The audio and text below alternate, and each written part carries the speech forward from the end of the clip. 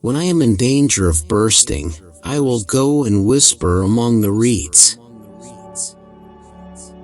Storytelling is subject to two unavoidable defects: frequent repetition and being soon exhausted, so that whoever values this gift in himself has need of a good memory, and ought frequently to shift his company. Satire, being leveled at all, is never resented for an offense by any. A footman may swear, but he cannot swear like a lord. He can swear as often, but can he swear with equal delicacy, propriety, and judgment? The latter part of a wise person's life is occupied with curing the follies, prejudices, and false opinions they contracted earlier. Fond of those hives where folly reigns, and cards and scandal are the chains, where the pert virgin slights a name, and scorns to redden into shame.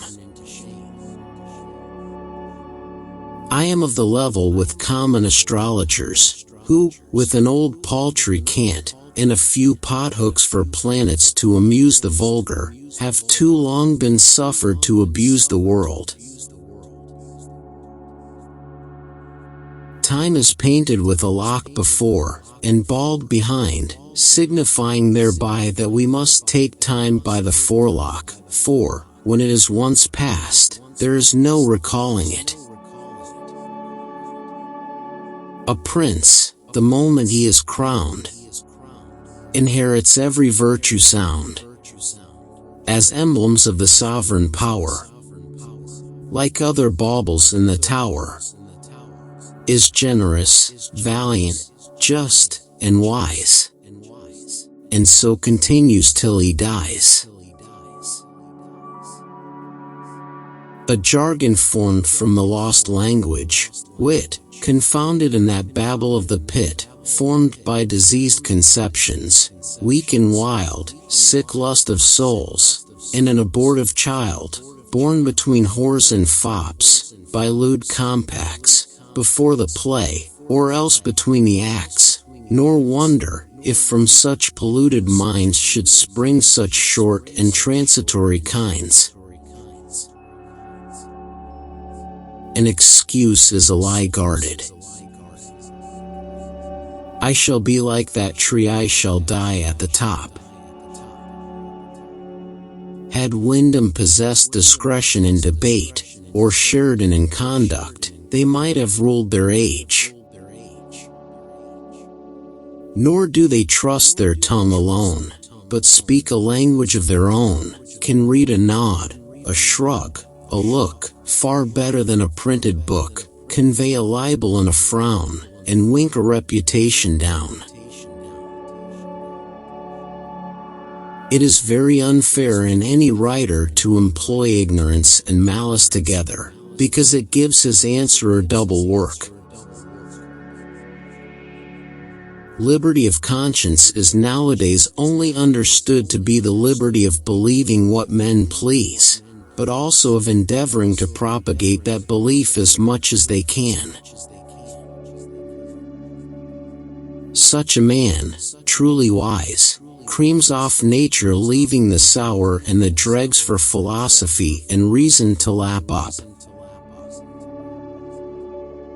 There are but three ways for a man to revenge himself of the censure of the world: to despise it, to return the like, or to endeavor to live so as to avoid it. The first of these is usually pretended, the last is almost impossible. The universal practice is for the second. Dignity, high station, or great riches, are in some sort necessary to old men, in order to keep the younger at a distance, who are otherwise too apt to insult them upon the score of their age. I won't quarrel with my bread and butter. There's no vice or folly that requires so much nicety and skill to manage as vanity. nor any which by ill management makes so contemptible a figure.